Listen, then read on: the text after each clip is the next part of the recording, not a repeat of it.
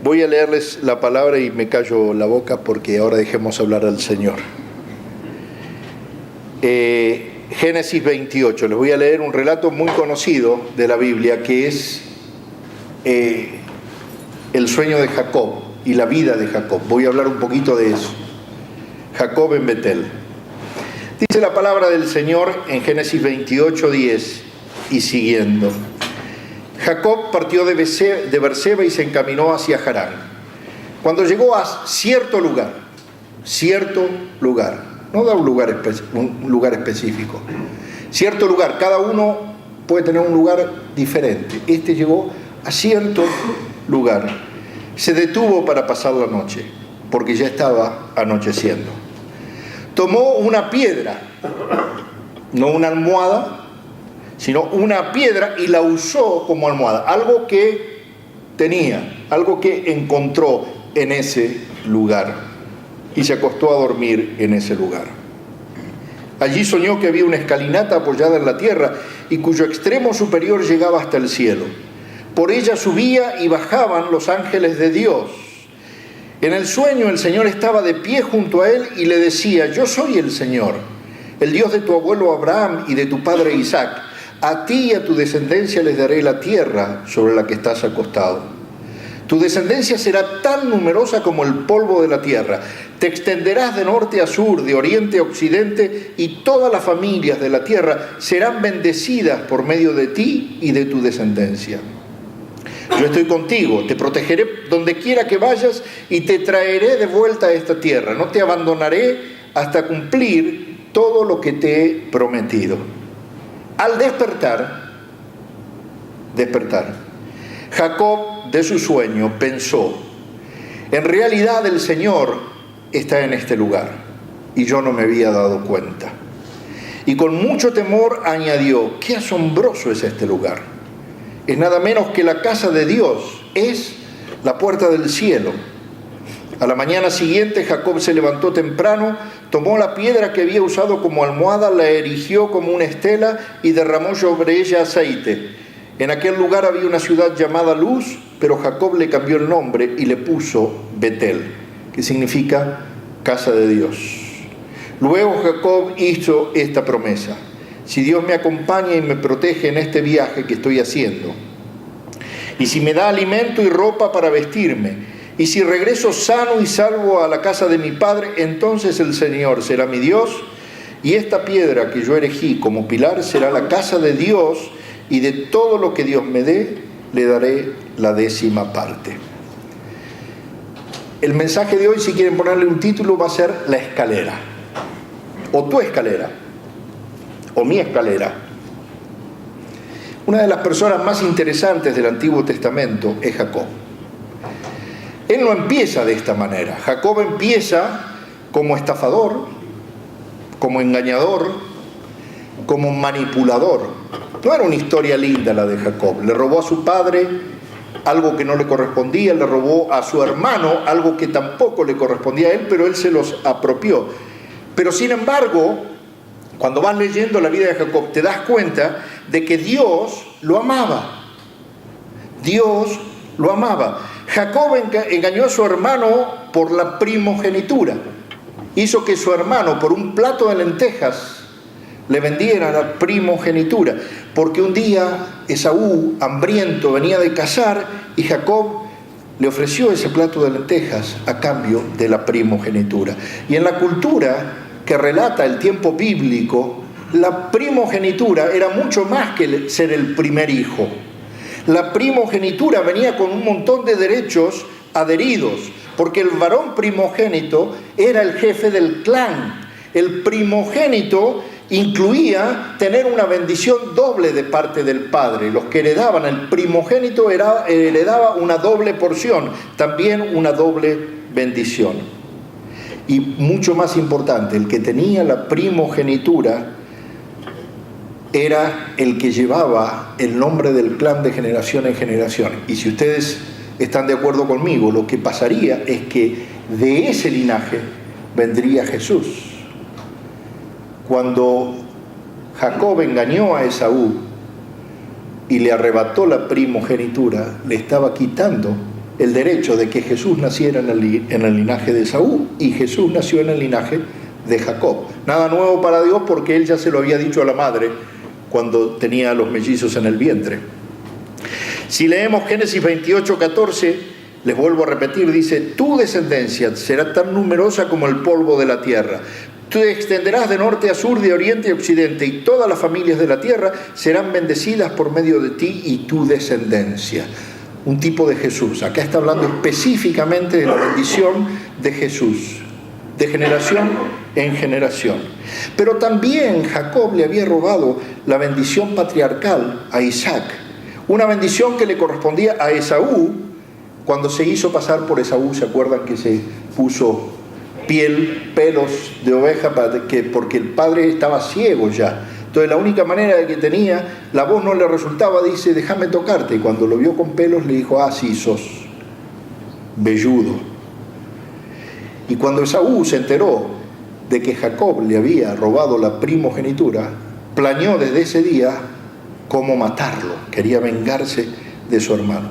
Pero Rebeca, que estaba en el plan de ese robo, lo convenció a Isaac de que mandara a Jacob para proteger a Jacob. Lo convenció y lo hizo enviar a la tierra de Canaán, a donde vivía Labán, sacarlo de la tierra de Canaán, a donde vivía Labán, su hermano, para buscar esposa. Pero en realidad lo que ella quería era que Esaú no matara a su hijo.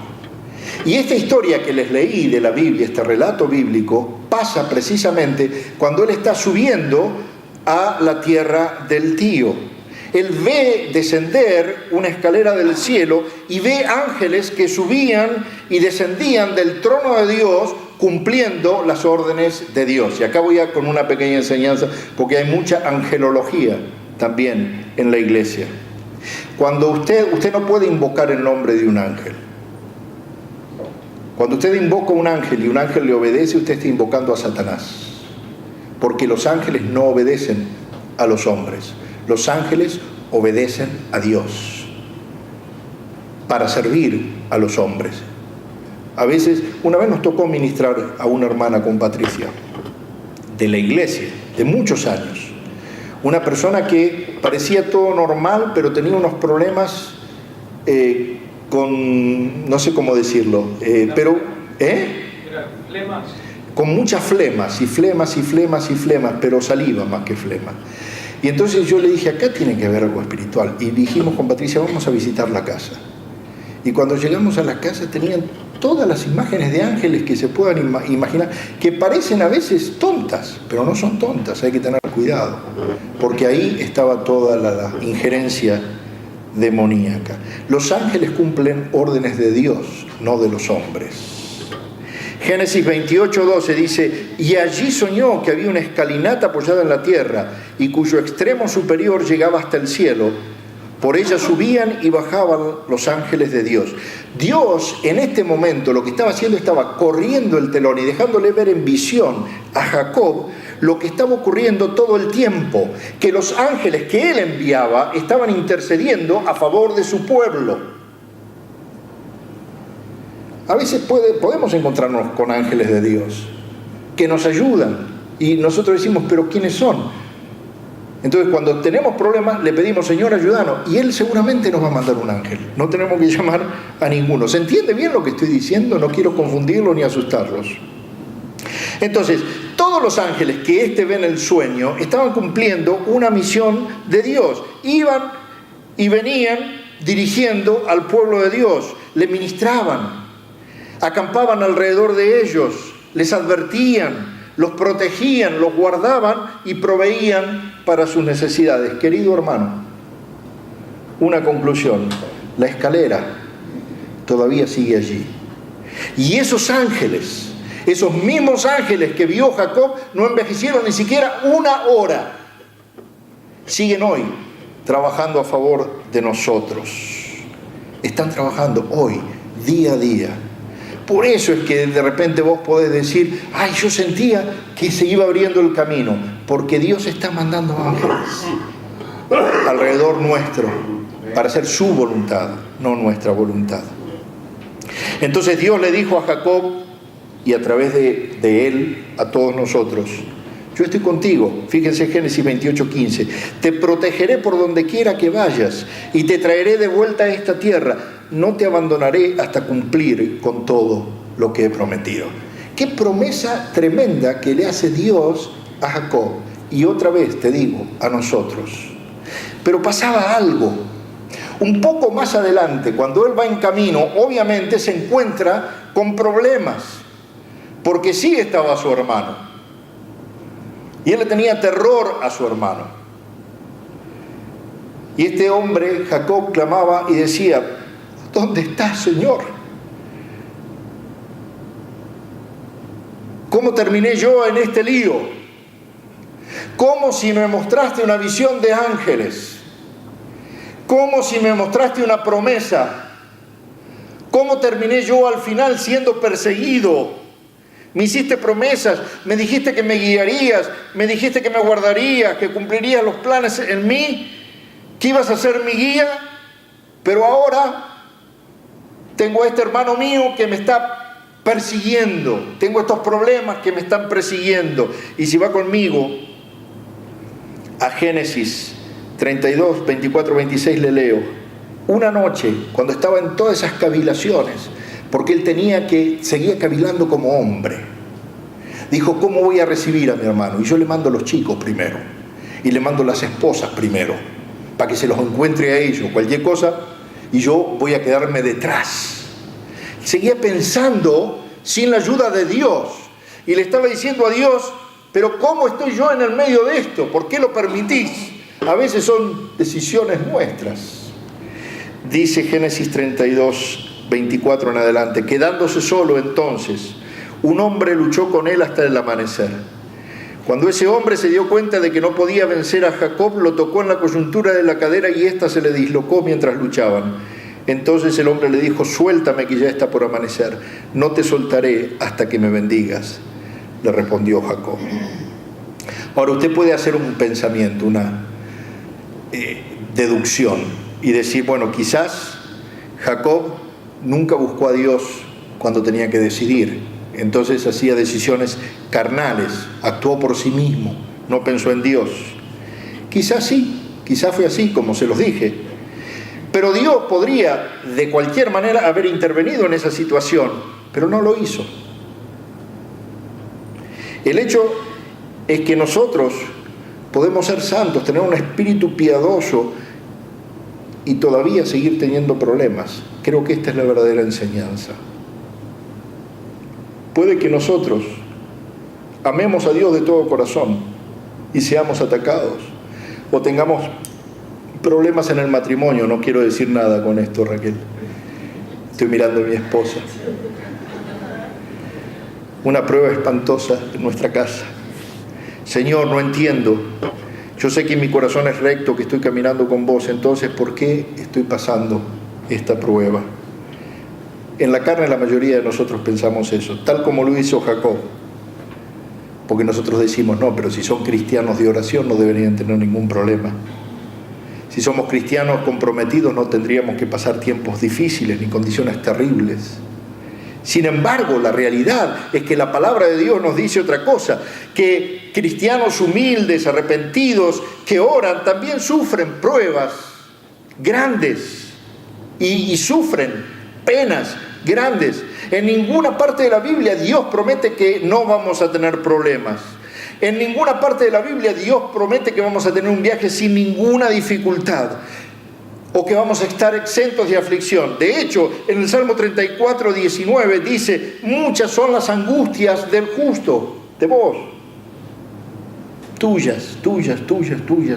Muchas son las angustias del justo, pero el Señor los librará de todas ellas.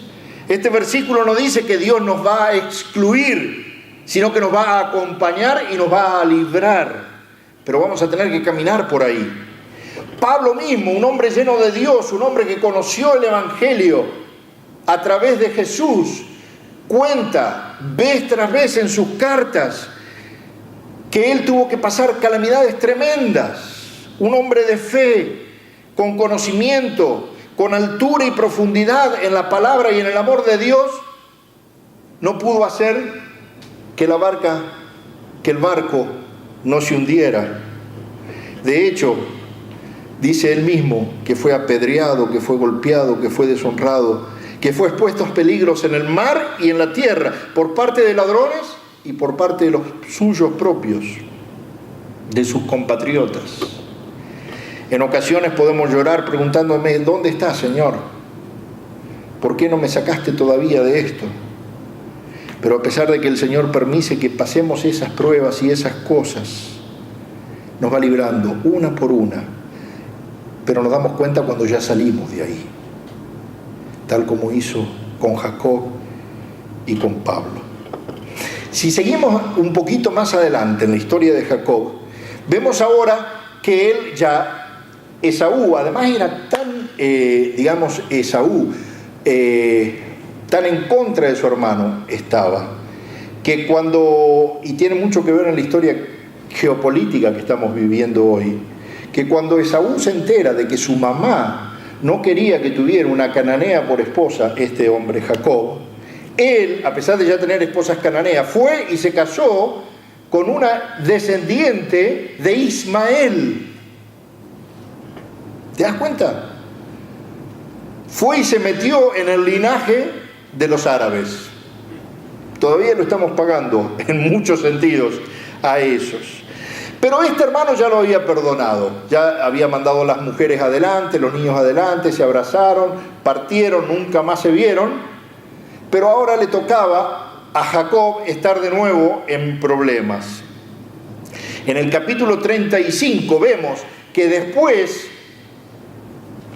Dina pasa a ser un problema. Dina, la hermana del clan, es violada por uno de la tribu de los otros, de Hamor, y estos se vengan.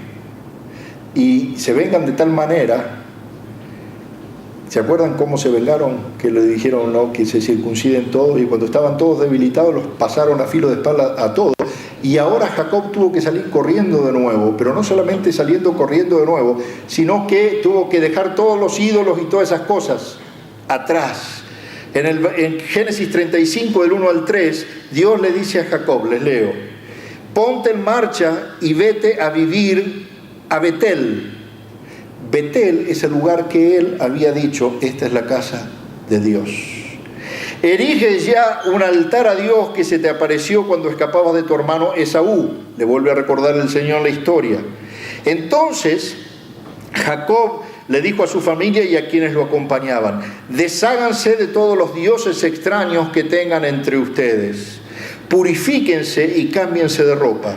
Vámonos a Betel, allí construiré un altar al Dios que me socorrió cuando estaba yo en peligro y que me ha acompañado en mi camino.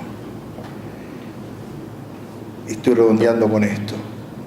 Betel, la casa de Dios, la puerta del cielo, el lugar de la escalera, el lugar del encuentro, es el lugar donde debemos ir cuando estamos angustiados, cuando estamos perseguidos, cuando estamos siendo tratados injustamente. Volver a la casa de Dios. Esta es una lección que fue para Israel, a quien el ángel le cambió el nombre cuando le tocó el tendón, y lo es para nosotros hoy. Jacob estaba en peligro, sabía que no tenía esperanza, que si se quedaba ahí la iba a pasar re mal, pero en ese momento él supo dónde tenía que ir. Y eso es lo que quiero decirte. Vos sabés dónde tenés que ir. Vos sabés dónde tenés que presentarte en el momento de angustia. Y cuando hablo de la casa de Dios, no estoy diciendo a la congregación.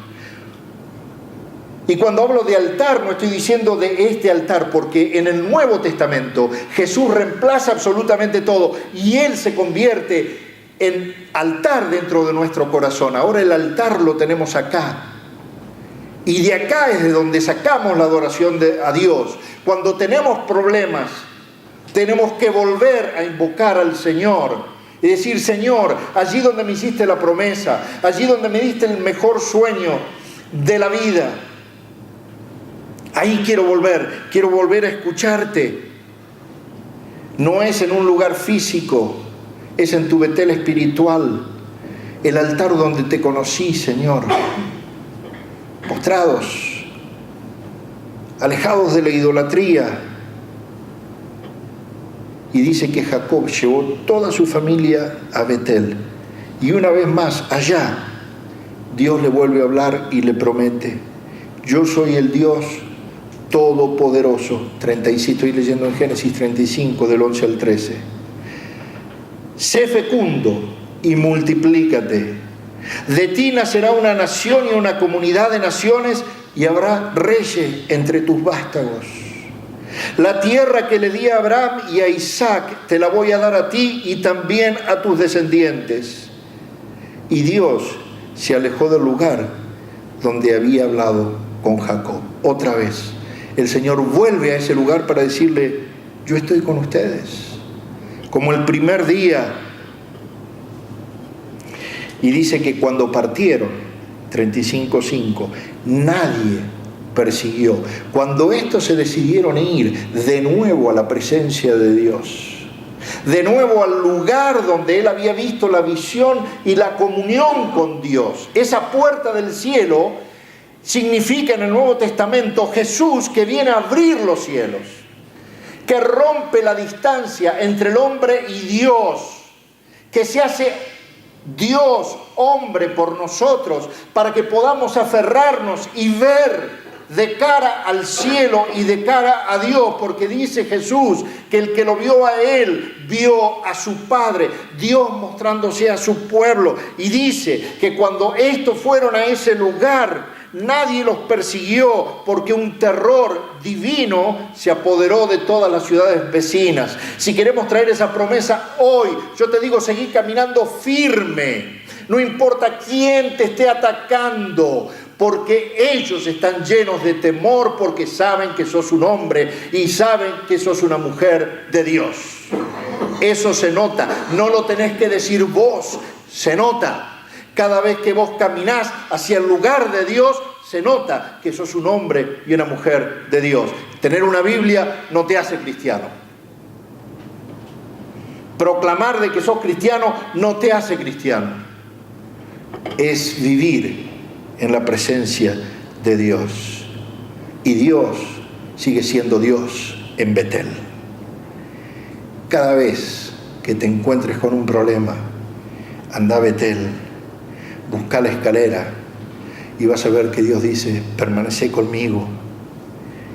Allí fue, quizás el lugar secreto donde vos tenés esa charla con Dios, quizás ese es tu Betel.